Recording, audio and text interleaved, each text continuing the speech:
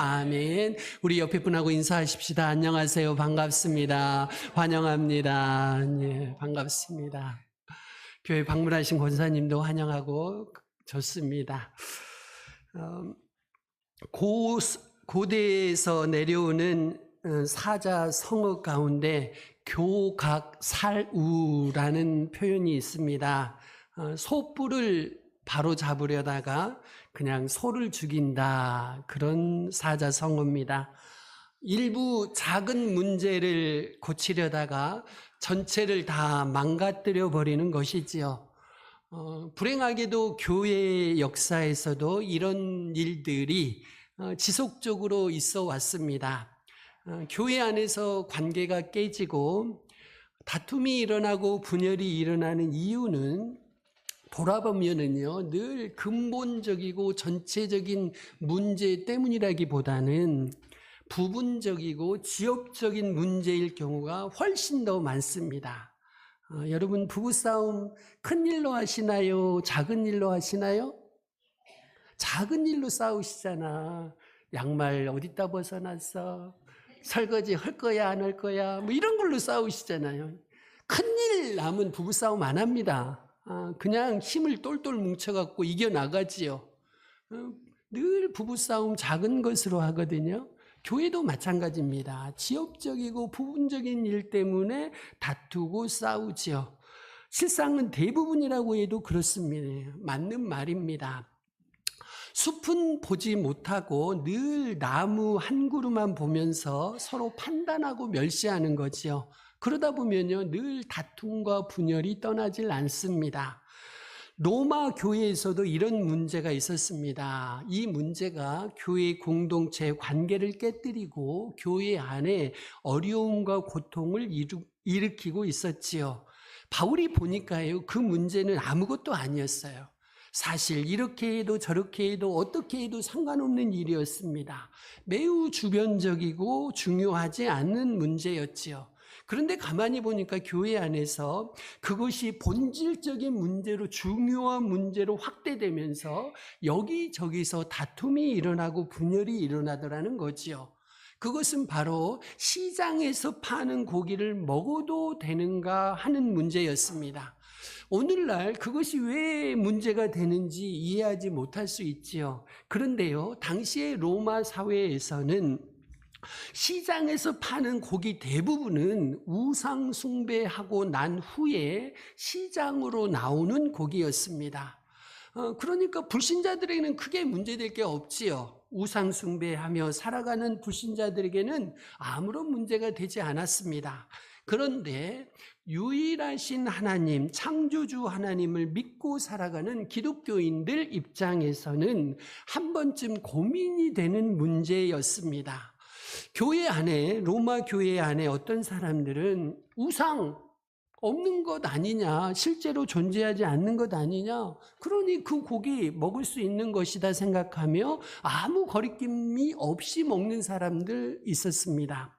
또 어떤 사람들은요, 우상에게 드려진 제물이니까 그 제물을 먹으면 나도 우상을 숭배하는 거 아니냐 하면서 절대로 고기를 사 먹지 않고 그냥 채소만 먹는 사람들도 있었습니다.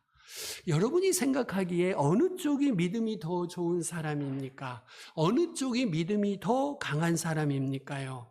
먹은 쪽인가요? 먹지 않은 쪽인가요? 여러분은 어떻게 생각하십니까요? 사도 바울은요, 결론적으로 먹은 쪽을 믿음이 좋은 사람, 믿음이 강한 사람이라고 결론을 내렸습니다. 먹지 않은 쪽은요, 믿음이 약해서 우상에 대한 과도한 염려로 잊지도 않는 우상을 존재하는 것처럼 마음속으로 그리고 생활 속에서 만들 수 있는 위험이 있기 때문이지요.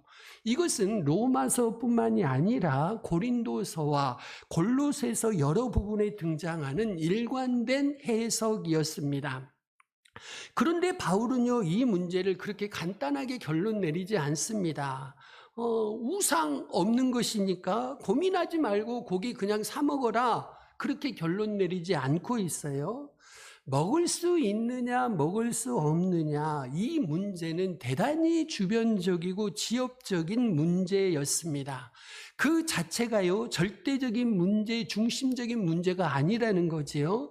그보다 더 중요한 문제가 대신 있다는 것입니다요. 그건 무엇일까요?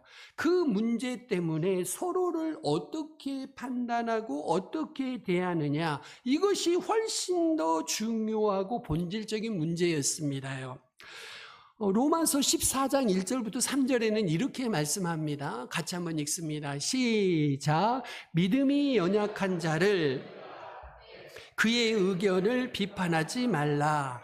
어떤 사람은 모든 것을 먹을 만한 믿음이 있고 믿음이 연약한 자는 채소만 먹느니라. 먹는 자는 먹지 않는 자를 업신여기지 말고 먹지 않는 자는 먹는 자를 비판하지 말라. 이는 하나님이 그를 받으셨습니다. 아멘. 믿음이 강해서 아무 거리낌 없이 먹을 수 있는 사람은요, 못 먹는 사람 보고, 나는 먹는데 너는 왜 먹지 못하느냐, 업신여기지 말라는 것입니다. 또 먹지 못하는 사람은요, 먹는 사람을 보면서 너는 믿음에 문제가 있어, 그렇게 섣불리 판단하지 말라는 것이지요. 먹느냐 먹지 않느냐는 주변의 문제이지 핵심 문제가 아니거든요. 진짜 핵심 문제는 그 먹느냐 먹지 않느냐를 가지고 다른 성도들을 어떻게 대하고 어떻게 판단하고 어떻게 바라보느냐는 것입니다. 서로 판단하고 멸시하는 것이 더 큰 문제라는 것이지요. 우상에게 바쳐진 음식의 문제는요, 로마 교회뿐만이 아니라 고린도 교회에서도 동일하게 있었습니다. 이것은 사도행전의 시대, 그러니까 초대교회 사도시대에 일어났던 교회들에게 공통적인 문제였습니다. 바울은요, 고린도 교회에도 로마 교회에게 준 것과 같은 맥락의 교훈을 주었지요.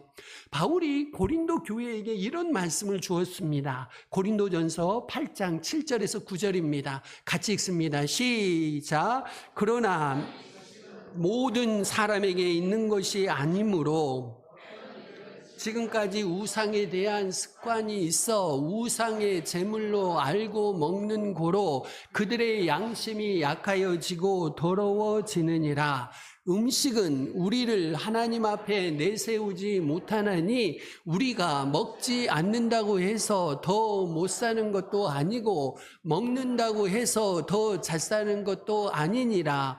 그런즉 너희의 자유가 믿음이 약한 자들에게 걸려 넘어지게 하는 것이 되지 않도록 조심하라. 아멘. 여러분, 음식이 우리를 하나님 앞에 내세우지 못한다는 거지요. 먹는다고 해서 더 잘 사는 것도 아니고요. 먹지 않는다고 해서 더 못 사는 것도 아니라는 것입니다. 여러분, 고린도 교회에도 같은 문제가 있었습니다. 그 음식을 먹느냐 먹지 않느냐는 부수적인 문제였습니다. 그보다 중요한 건 따로 있지요. 그것으로 연약한 지체가 근심하고 시험에 든다면 나는 먹지 않겠다 하는 것이지요. 왜일까요? 먹느냐 먹지 않느냐보다 더 중요한 것이 우리의 관계이기 때문입니다. 여러분, 교회 안에서 끊임없이 일어나고 있는 판단과 멸시가 여러분 교회 안에서 관계를 깨뜨리고 나중에는 교회 자체를 무너뜨려 버립니다요.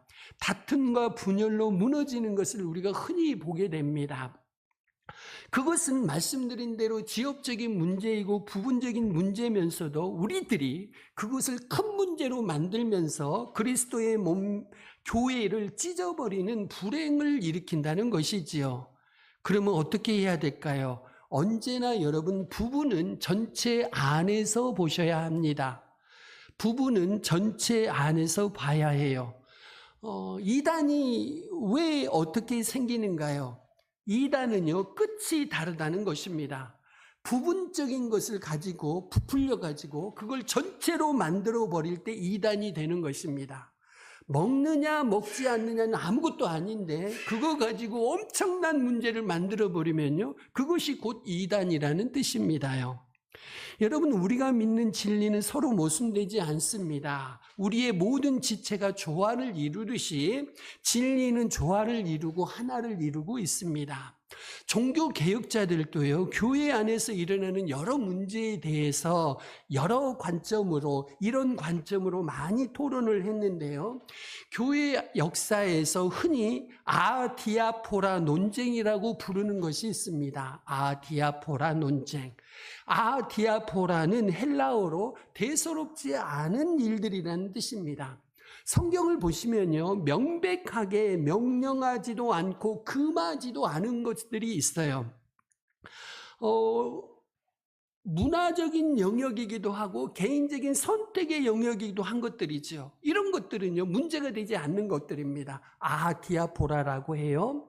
이것과는 반대로 성경에서 명백하게 명령하거나 금지하는 것들도 있지요. 헬라어 앞에 있는 이것은 부정접두어예요. 그래서 이것을 빼면 반대 뜻이 됩니다.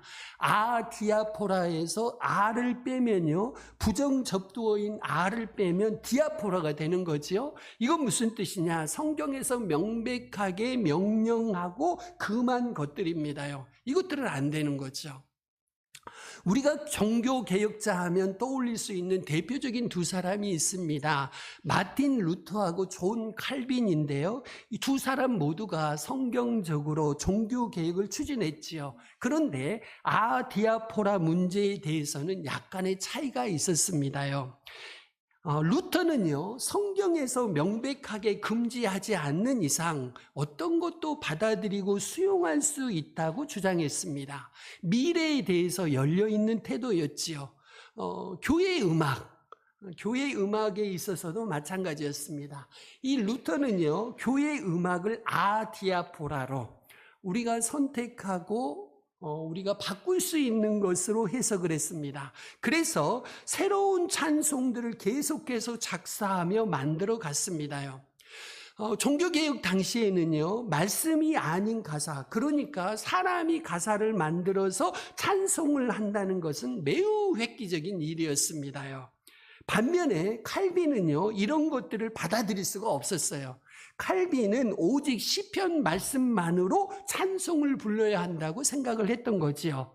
그리고 찬송의 리듬도 감정적인 리듬이 들어가면 안 된다라고 생각을 했습니다. 그래서 칼빈의 유명한 시편 찬송이 만들어졌고요. 오늘날에도요, 시편 찬송만 부르는 일부 교단과 교회들도 있습니다요. 그런데 여러분, 이것은 그냥 시각의 차이일 뿐입니다. 루터의 견해도 좋고요, 칼빈의 견해도 좋습니다. 말 그대로 우리가 하나님 앞에서 기도하며 얼마든지 할 수 있는 거죠. 우리는 예배 시간에 찬송가 아닌 찬양도 부르고 있습니다요. 그런데 어떤 교회 가보면요, 대예배 시간에 찬양 전혀 하지 않는 교회들도 있습니다요. 여러분, 이것은 이렇게 해도 좋고 저렇게 해도 좋습니다. 찬송가만 불러도 좋고요, 찬양도 같이 불러도 좋은 일입니다요. 오늘날 교회 안에서도요, 디아포라의 수많은 예들을 찾아볼 수 있습니다요. 강단, 이거 어디 있어야 합니까요? 이 앞에 있다가요, 이 뒤로 옮기는데 오랜 시간이 걸렸습니다. 이 강단 옮기는데. 이 강단의 높이 얼마나 해야 됩니까요? 50cm 해야 됩니까요? 1m 해야 됩니까요? 시대가 흐르면서 강단의 높이는 계속 내려오지요? 여러분, 옛날에 지어진 교회들 가서 보시면요, 우리 성도님들 한참 쳐다봐야 됩니다요. 높이 올라와 있지요. 그러면 강단의 높이는 과연 얼마나 해야 됩니까요? 피아노, 이거 어디 있어야 됩니까요? 이것 가지고 죽기 살기로 싸워야 되겠습니까요? 그런데 죄송하지만 원래 우리 교회도 피아노는 여기가 있지 않고 여기 있었습니다요. 이거 여기로 옮기는데 오랜 시간이 걸렸습니다요. 이것에 목숨 거는 분들이 있어서 그랬습니다. 이 강단, 이 앞쪽에 있었습니다. 저는 뒤로 빼고 싶었는데 빼는데 오랜 시간 걸렸습니다. 이 강단 움직이면요, 큰일 나는 줄 아는 분들 계셔요. 하나님이 불벼락 내리시는 것으로 그렇게 생각하는 분들 계셔요. 강단 뒤로 옮겼는데 아무 일 일어나지 않았습니다. 성가대 어디 앉아야 됩니까요? 어떤 오래된 교회 가서 보시면요, 특히 가톨릭 계통에 보시면 성가대가 강단 뒤쪽에 앉아 있기도 합니다. 어떤 교회는 양옆에 앉아 있기도 하고, 저희 교회처럼 회중석에 앉아 있는 교회는 보기가 좀 드물지요. 어디에 앉은 대로 어떻습니까요? 어디에 언젠들 어떻습니까? 아무런 문제가 되지 않습니다. 목회자 가운을 입어야 됩니까요? 입어야 되지 말아야 됩니까요? 이거 아무 상관없습니다. 목회자 개인들마다 나름대로 철학이 있지요. 제가 어느 날 강단에 가운을 안 입고 올라갔더니 우리 성도님이 저는 입어도 상관없고 입지 않아도 상관이 없습니다. 근데 저한테 벗으라는 분이 없더라고요. 그리고 또 안 입고 올라왔더니 어떤 분이 목사님 가운을 입으시는 게 좋겠습니다 말을 하더라고요. 그래서 그냥 또 입었습니다. 뭐 입으면 어떻고 안 입으면 어떻습니까요? 저는 아무런 상관없습니다. 왜요? 이것이 본질적인 문제가 아니고 중요한 문제가 아니거든요. 이러면 어쩌고 저러면 어떻습니까요? 성가대에 여기 앉으면 어쩌고 저기 앉으면 어떻습니까? 아무런 문제 되지 않습니다요. 우리가 영과 진리로만 예배를 드린다면 그런 것들은 절대 중요한 문제가 아니지요. 보다 중요한 것은 있습니다. 이런 것들을 가지고 상대방을 어떻게 판단하느냐, 어떻게 멸시하느냐 하는 것입니다. 우리 마음이 훨씬 더 중요한 문제입니다. 본문 15절의 권면을 한번 보실까요? 이렇게 나옵니다. 같이 읽습니다. 시작. 만일 음식으로 말미암아 내 형제가 근심하게 되면 이는 내가 사랑으로 행하지 아니함이라. 그리스도께서 대신하여 죽으신 형제를 네 음식으로 망하게 하지 말라. 먹든지 말든지 신경 쓰지 말라는 겁니다요. 그것 가지고 형제를 실족하게 만들지 말라는 거지요. 교회 안에서 디아포라가 돼서는 절대 안 됩니다요. 교회가 신경 써야 될 것은 디아포라가 아니고 디아포라입니다. 정말 중요하고 근본적인 문제에 교회는 더 많은 마음을 써야 되지요. 그것이 과연 무엇일까요? 하나님 나라입니다요. 본문 17절부터 19절에서는 이런 맥락에서 우리에게 주신 결론이라고 할 수 있습니다. 같이 읽습니다. 시작. 하나님의 나라는 마시는 것이 아니요 오직 성령 안에 있는 의와 평강과 희락이라. 이로써 그리스도를 섬기는 자는 하나님을 기쁘시게 하며 사람에게도 칭찬을 받느니라. 그러므로 우리가 화평의 일과 서로 덕을 세우는 일을 힘쓰나니. 아멘. 여러분 기억하십시오. 반드시 기억하십시오. 하나님의 나라는 먹고 마시는 것이 아닙니다. 하나님의 나라는 그런 지역적인 문제가 아니에요. 더 크고 광대하고 우리가 생각할 수 없는 영역과 차원입니다요. 주변적인 문제, 사소한 문제 가지고 내 견해에 집착하면서 자기 권리를 주장하고 몰두하시는 분들 계셔요. 이것은요, 하나님 나라에 반대하는 것입니다요. 어떤 음식을 먹느냐 먹지 않느냐는 문제로 인해서 여러분이 마음속에 평강이 없다면, 기쁨을 잃어버렸다면 여러분이요 지금 하나님 나라의 반대에서 가고 있는 겁니다. 여러분이 누가 먹는 거 먹지 않는 거, 이렇게 행하는 거 저렇게 행하는 거 선택 가능한 영역에서 그것 보면서 여러분이 마음이 불편하시다면 여러분은 지금 하나님 나라의 역행에서 가고 있는 것입니다요. 그러나 그 모든 문제를 뛰어넘어서 그런 것들에 신경 쓰지 않고 의와 평강과 기쁨의 상태를 여러분이 향해서 나아가고 계신다면 여러분은 하나님 나라 안에 계신 것입니다. 그렇게 그리스도를 섬기는 것이 하나님을 기쁘시게 하는 것이고 사람에게 인정받는 길입니다. 결국 화평을 이루고 먹든지 먹지 않든지 화평을 이루고 서로 세워주는 것이 하나님 나라라고 할 수 있습니다요. 여러분, 우리가 하나님 나라에 속했다는 것은 우리가 더 이상 내 자신의 것이 아니라는 뜻입니다요. 나라라는 개념 안에는 어떤 법과 통치가 있다는 것을 의미합니다. 그냥 수많은 사람들이 모이면 나라가 될 수 있을까요? 아닙니다. 사람이 그냥 많이 모인다고 나라가 되지 않아요. 그저 오합지졸이고 군중일 뿐이고 무리일 뿐입니다. 나라가 되기 위해서는 그 안에 법이 있고 통치가 있어야 하는 거지요. 어떤 나라든지 그 법과 통치와 질서를 개인이 결정하지는 않습니다. 개인은 그저 만들어진 합의된 법을 지키는 것이지요. 그 법에 나를 맞추는 것입니다. 내가 그 법에 맞추는 거지 그 법한테 나한테 맞추라고 할 수는 없는 거지요. 여러분, 내가 중심이 되는 것은 하나님 나라 백성이 아니라는 것입니다요. 이것을 먹든지 저것을 먹지 않든지 여러분이 그 사람 보면서 여러분이 기준이 돼서 판단하신다면 여러분은 하나님 나라 백성이 아닙니다요.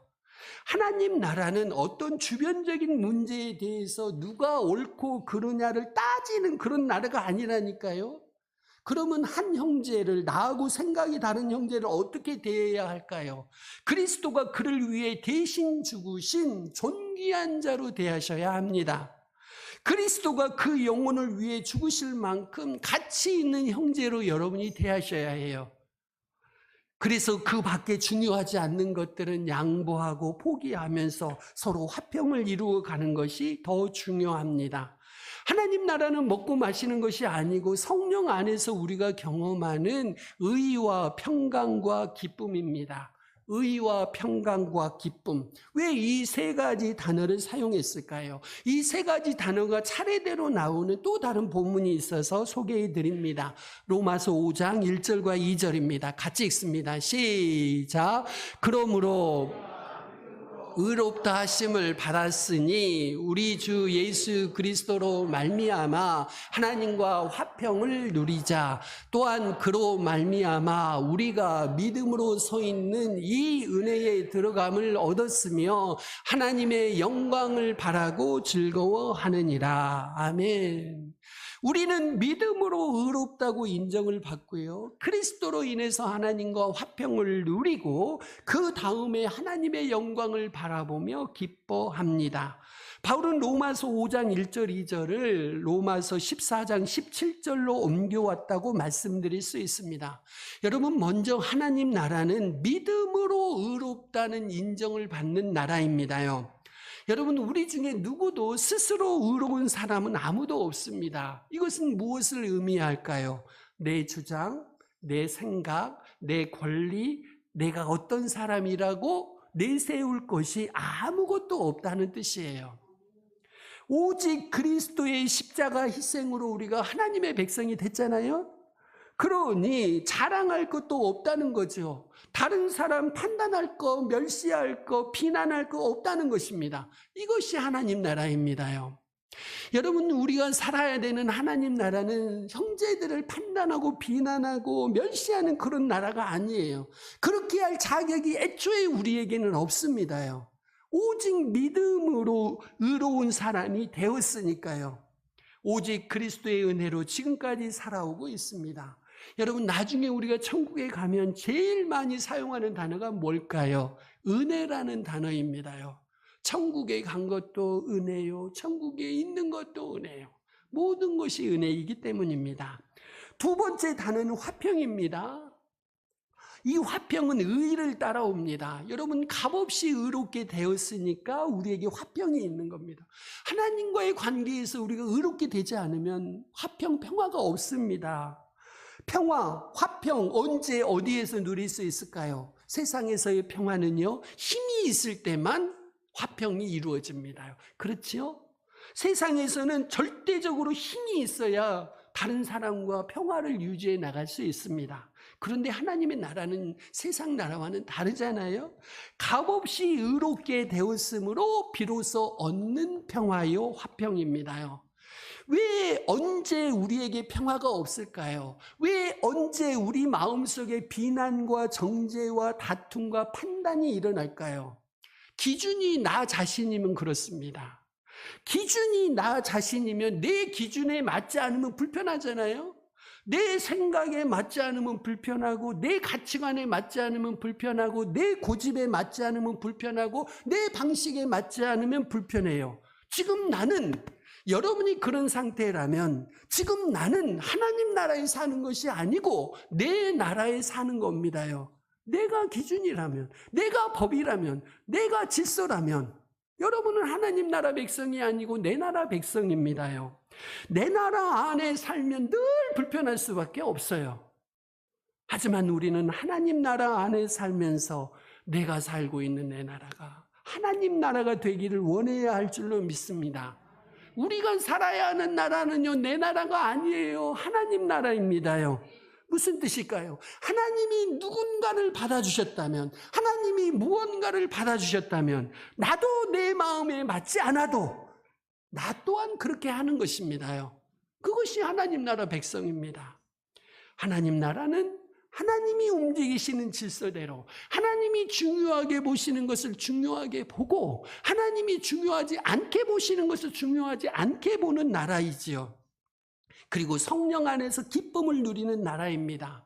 마지막으로 기쁨이요, 의와 화평을 거쳐야 누릴 수 있습니다요. 기쁨은요, 처음부터 오지 않습니다. 여러분, 왜 마음에 기쁨이 없을까요? 앞에서 말씀드린 의와 화평을 통과하지 않으면 우리 마음에 기쁨이 있을 수 없습니다요. 성령 안에서의 기쁨은 언제 얻어질까요? 값없이 믿음으로 의롭다 하심을 얻고 그리스도로 인해 하나님과 화평을 누릴 때, 그때 비로소 우리는 성령 안에서 기뻐할 수가 있습니다요. 하나님을 기쁘시게 하고 서로를 세우는 일에서 우리는 기뻐할 수가 있는 것입니다요. 여러분, 하나님 나라를 우리가 살고 있는데, 우리가 살고 있는 이 하나님 나라를 세상의 일로, 먹고 마시는 일로 축소시켜서는 절대로 안 됩니다요. 그저 먹고 마시는 문제로, 어떤 제도나 문화의 문제로 여러분이 하나님 나라를 작게 축소해서는 안 된다는 뜻입니다요. 왜 그럴까요? 하나님의 나라는 우리의 삶에서, 공동체 안에서, 관계에서 성령으로 말미암아 누리는 의와 화평과 기쁨이기 때문입니다. 하나님의 나라는 디아포라가 아닙니다. 디아포라입니다. 우리 시간 같이 기도하며 결단하시겠습니다. 하나님, 우리는 내 생각, 내 주장 내세우면서 마치 그것이 진리인 것처럼 내세우며 신앙생활할 때가 많습니다. 주님, 용서하여 주옵소서. 중요한 것은 하나님 나라이니 디아포라에 매이지 않게 하옵소서. 부분적이고 지역적인 문제에 매이지 않게 하옵소서. 디아포라, 하나님 나라에 집중하게 하옵소서. 근본적이고 전체적인 문제에 집중하게 하옵소서. 내가 하나님 나라 백성으로서 의와 화평과 기쁨을 누리게 하옵소서. 우리 같이 기도하시겠습니다.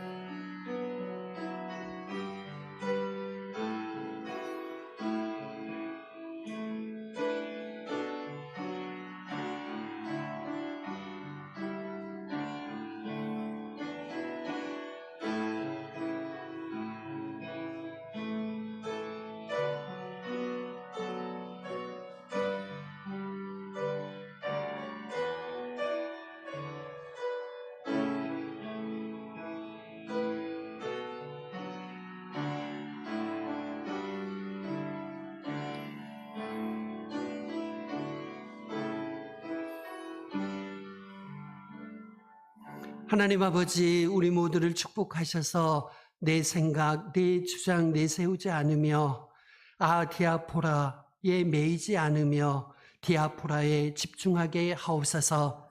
하나님 나라 백성으로 살고 있으니 의와 화평과 기쁨을 누리게 하옵소서. 예수님의 이름으로 기도합니다. 아멘.